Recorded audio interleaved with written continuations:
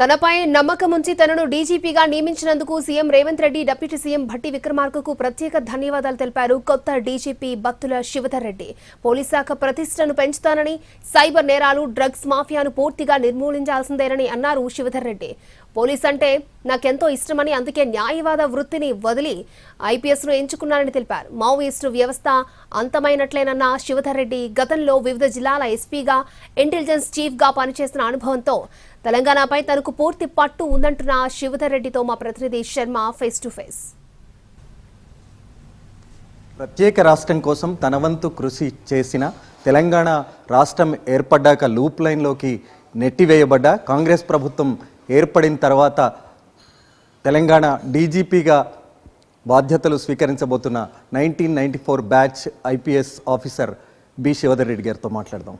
Sir, ముందుగా మీకు congratulations. Thank you very much. Thanks a lot. ఎలా ఉంది మీకు ఈ కొత్త బాధ్యత, ఎలా అనిపిస్తుంది? ఈ తెలంగాణ రాష్ట్రానికి డైరెక్టర్ జనరల్ ఆఫ్ పోలీస్గా నియమించి నా మీద నమ్మకం ఉంచినందుకని చెప్పి తెలంగాణ రాష్ట్ర గౌరవ ముఖ్యమంత్రి రేవంత్ రెడ్డి గారికి, గౌరవ డిప్యూటీ సీఎం భట్టి విక్రమార్క గారికి, తెలంగాణ ప్రభుత్వానికి నా ప్రత్యేకమైనటువంటి ధన్యవాదాలు తెలుపుకుంటున్నాను. వారి ఏ ఉద్దేశంతోనైతే మనని ఈ పదవిలో నియమించినరో తప్పకుండా పదవికి న్యాయం చేస్తాను, ప్రజలకు న్యాయం చేసే ప్రయత్నం చేస్తాను. సార్, ముందు మీరు లాయర్ ప్రాక్టీస్ చేసేవాళ్ళు, తర్వాత ఇప్పుడు ఈ ఐపీఎస్కి రావాలని ఎందుకు అనిపించింది? ముందు సివిల్ సర్వీసే లక్ష్యంగా ఉండే. సో తర్వాత ప్రాక్టీస్ చేసుకుంటూనే సివిల్ సర్వీస్ ప్రిపేర్ అయినాను. సో ఓకే, మీ కెరియర్లో, మీ సర్వీస్లో బాగా గుర్తుండిపోయే అంశం ఏదైనా ఉందా? కెరియర్లో అంటున్నారా? చాలా ఉన్నాయండి. అట్లా ఎవ్రీడే లెర్నింగ్ ఎక్స్పీరియన్సే నాకు. నేను ప్రతిరోజు ఏదో ఒకటి నేర్చుకుంటూనే ఉంటాను. కాబట్టి ఇది అని చెప్పడానికి లేదు. బట్ ఇనిషియల్ స్టేజ్లో పనిచేసినటువంటి నర్సీపట్నం కానీ, చింతపల్లి కానీ, ఇటు బెల్లంపల్లి కానీ, ఇట్లాంటి మారుమూల ప్రాంతాల్లో పనిచేస్తున్నప్పుడు దాని ఒక రకమైనటువంటి సాటిస్ఫాక్షన్ వస్తుంటుండే. అక్కడ ప్రజలతో కలిసిపోతున్నప్పుడు, వాళ్ళ సమస్యలు తీర్చగలిగే సమస్యలు ఉన్నప్పుడు తీర్చినప్పుడు, మనం తీర్చగలిగే సమస్యలు తీర్చినప్పుడు సంతోషం అవుతుండేది స్టార్టింగ్ ఇనిషియల్ ఫేజెస్లో. తర్వాత మెల్లమెల్లగా ప్రమోషన్లు వచ్చి పదవి బాధ్యతలు పెరిగిన తర్వాత దానికి వచ్చేటువంటి సాటిస్ఫాక్షన్ డిఫరెంట్. స్టార్టింగ్లో ఉండే సాటిస్ఫాక్షన్ డిఫరెంట్. తర్వాత జిల్లా లెవెల్లోనో, స్టేట్ లెవెల్లోనో బరువులో బాధ్యతలు స్వీకరించినప్పుడు అట్లా వచ్చే సాటిస్ఫాక్షన్ డిఫరెంట్. మీ ముందు చాలా సవాళ్ళు ఉన్నాయి, వాటిని ఎలా ఎదుర్కోబోతారు? అంటే ఇంతకుముందు డీజీపీలుగా పనిచేసిన వాళ్ళు, రాష్ట్రానికి పోలీస్ శాఖకు సారథ్యం వహించిన వాళ్ళు చాలా చక్కగా పనిచేసిపోయినారు. సో వాళ్ళ అడుగుజాడల్లో నడుచుకుంటూనే తప్పకుండా బేసిక్ పోలీసింగ్ అన్నది నాకు చాలా ఇష్టం. మౌలికమైన పోలీసింగ్, బేసిక్ పోలీసింగ్ విత్ ఈ ఐటీని, ఇట్లాంటి మన కొత్త వచ్చినటువంటి పరిస్థితులకు అనుగుణంగా దాన్ని మార్చుకొని పోవాలన్నది నేను అనుకునేది. కాబట్టి తప్పకుండా పాత పనిచేసినటువంటి డీజీపీలు పెట్టినటువంటి మంచి ప్రాక్టీసెస్ని ఫాలో చేసుకుంటూనే వీలైనంత వరకు కొత్త వాటిని కూడా ఒక ఇమాజినేటివ్గా వాటిని తీసుకుపోయే ప్రయత్నం చేస్తాం. ఓకే, రాష్ట్రంలో ఇప్పుడు సైబర్ నేరాలు, డ్రగ్స్ మాఫియా అన్నది బాగా విపరీతంగా ఉంది, తీవ్రమైనటువంటి ఇబ్బందులు కలిగిస్తుంది. దీన్ని ఎలా ఎదుర్కోగలుగుతారు? ఇప్పుడు ఈ సైబర్ క్రైము, తర్వాత డ్రగ్స్ అన్నది ఒక పెద్ద సమస్యగా మారిపోయింది కాబట్టి ప్రభుత్వాలు వీటిపైన ఎక్కువ కాన్సన్ట్రేట్ చేస్తున్నాయి. ఈ ప్రభుత్వం వచ్చిన తర్వాత లాస్ట్ 1 year 2 years నుంచి చాలా పెద్ద ఎత్తున వాళ్ళ మీద విరుచుకుపడుతున్నారు, మనకు తెలుసు. తర్వాత వాళ్ళకు ఈ ఈగల్ ఫోర్స్ పెట్టడం కానీ, తర్వాత CSB cyber crime security bureau పెట్టడం కానీ, ఇవన్నీ కూడా దానికి సంబంధించినటువంటి అంశాలు. దాన్ని నిరోధించిన ఏర్పాటు చేసిన సంస్థలే అవి. కాబట్టి తప్పకుండా ఈ గవర్నమెంట్ ఏదైతే లక్ష్యంతో వీటిని నిర్మూలించేందుకని చెప్పి పోతుందో ఆ లక్ష్యాన్ని తప్పకుండా నెరవేరుస్తాము. ఆల్రెడీ దానికి వెల్ ఎస్టాబ్లిష్డ్ ఇన్స్టిట్యూషన్స్ ఉన్నాయి కాబట్టి వాటిని బలోపేతం చేయడం, వాటిని ప్రాపర్ గైడ్ చేసుకుంటూ ముందుకు పోవడం చేస్తాం. అది మీకు తెలుసు, ఆల్రెడీ భారతదేశంలోనే ఈ సిఎస్బి కానీ, లేకపోతే టీజీ న్యాబ్ కానీ, అంటే ఈగల్ ఫోర్స్ కానీ, ఇవి భారతదేశంలోనే మంచి పేరు సంపాదించిన, చాలా తక్కువ కాలంలో పేరు సంపాదించినాయి. ఎప్పుడు ఢిల్లీ కానీ ఇక్కడ మీటింగ్లకు వెళ్ళినా కానీ వాటి గురించి మాట్లాడుతుంటారు. సో ఇవి వేరే రాష్ట్రాలకు ఒక రకంగా ఇన్స్పిరేషన్గా మారినాయి. కాబట్టి అంత మంచి ఆర్గనైజేషన్స్ తప్పకుండా ప్రాపర్గా ఉపయోగించుకొని ఇంకా దాన్ని గట్టిగా ఆ 2 మహమ్మారులని దూరం చేసే ప్రయత్నం చేస్తాం. మావోయిజానికి కట్టడి పడ్డట్టేనా? ఎందుకంటే మీరు గతంలో ఎస్ఐబి చీఫ్గా ఉన్నారు, మావోయిజం గురించి మీరు బాగా, ఆ విషయం గురించి మీకు బాగా అవగాహన ఉంది. నేను అనుకుంటాను కష్టమే. మావోయిజం ఆల్మోస్ట్ లాస్ట్ ఫేజ్లో ఉంది. సరే సమస్యలు ఉంటాయి, మావోయిజం ఉండటానికి ఉన్నటువంటి సమస్యలు ఉండొచ్చు. దేనికోసమైతే ఈ ఉద్యమాన్ని స్థాపించారో దానికి సంబంధించిన సమస్యలు ఉండొచ్చు.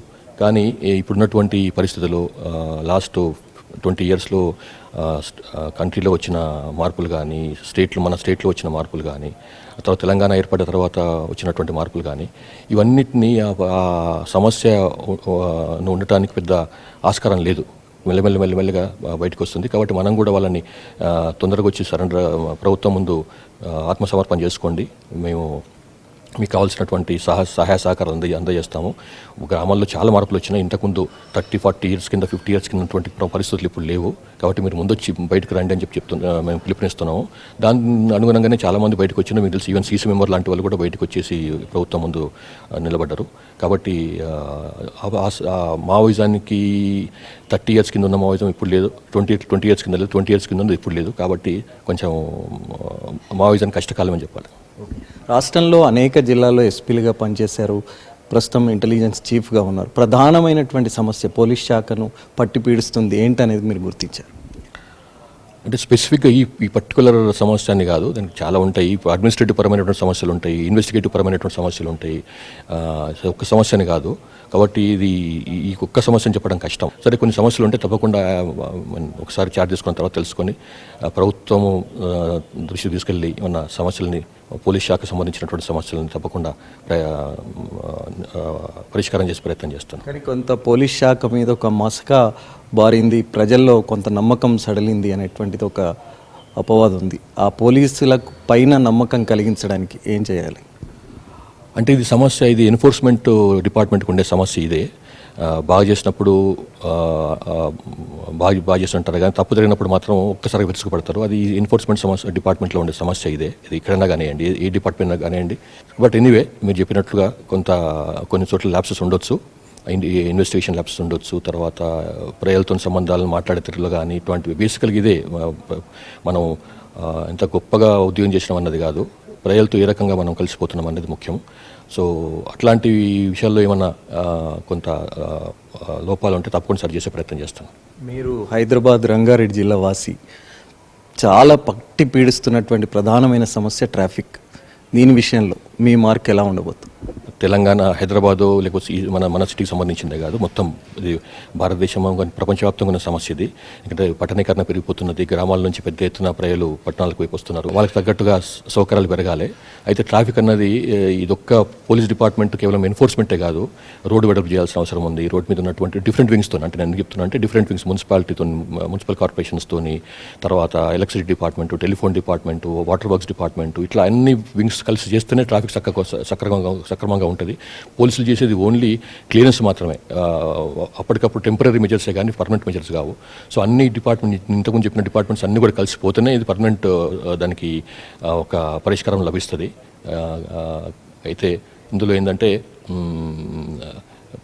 ఇప్పుడున్న ప్రభుత్వం కూడా చాలా ఇంపార్టెన్స్ ఇస్తుంది. ఎందుకంటే హైదరాబాదే తెలంగాణ లాగా తయారైంది కాబట్టి పెద్ద ఎత్తున తెలంగాణకు తెలంగాణ ప్రాంతం వాళ్ళే కాదు, బయట ప్రాంతం వాళ్ళు కూడా హైదరాబాద్ చాలా పెద్ద ఎత్తున వస్తున్నారు. కాబట్టి ఇది ఒక పెద్ద సమస్యనే. తప్పకుండా దీనికి ప్రభుత్వం దృష్టిలో ఉంది. ఇది దానికి తగ్గట్టుగా పోలీస్ డిపార్ట్మెంట్ నుంచి ఏ రకంగా మనం దీన్ని పరిష్కారాలు చేస్తే, ఏ రకమైనటువంటి మెజర్స్ తీసుకుంటే ఇది పరిష్కారం అయితే తప్పకుండా ఆలోచిస్తాం, ప్రభుత్వానికి నివేదిస్తాం. మొత్తానికి కొత్త డీజీపీ శివధర్ రెడ్డి ముందు అనేకమైనటువంటి సవాళ్లు ఉన్నాయి. మరి వాటిని ఎలా అధిగమిస్తారన్నది ముందు మనకు తెలిసేటువంటి అవకాశం. కెమెరామెన్ రాజా రమేష్తో అరవింద్ శర్మ, ఎన్టీవీ, హైదరాబాద్.